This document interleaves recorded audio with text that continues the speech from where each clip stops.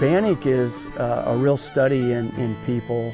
A very diverse group of people came here from all avocations. Some came here running from something.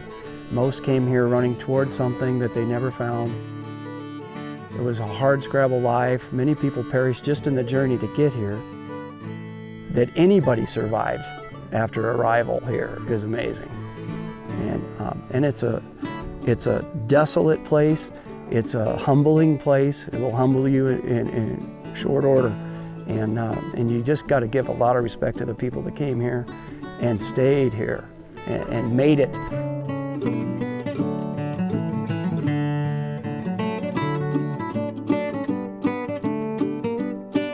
It's called a Living History Weekend, unlike Cowboy Days or something. This is to show the visiting public what a day in the life was for the merchants and the miners and the townfolk of Bannack back in 1862 to 1865.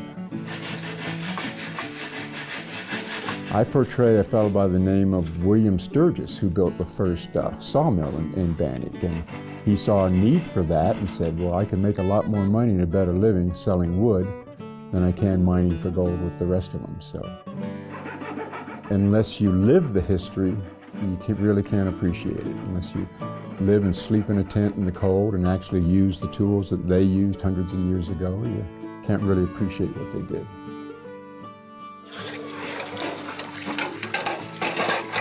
It's a good example of what our ancestors went through. You know, there's not just the adversity or the skills of running a blacksmith shop or carpenter or any of the other trades on it, but just the climate, the weather, the adversity that you had to go ahead and endure at the same time, you know, when conditions weren't well. Our nonprofit is the Montana Living History Program. Mark and Sharon's nonprofit is the Montana Live program. And so two different names, but with the same goals of going ahead and trying to teach history and to keep it alive and be able to show people, you know, especially the young kids coming up, be able to show them the old ways and how things were done. Hey, honey, ho, honey, listen, love to me.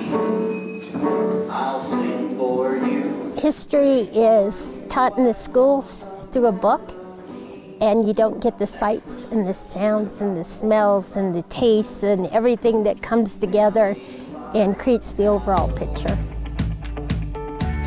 It's a very rewarding feeling, and especially when the school children come through, to get to be able to tell them history that you're pretty sure they're not getting in their classroom, and keep history alive.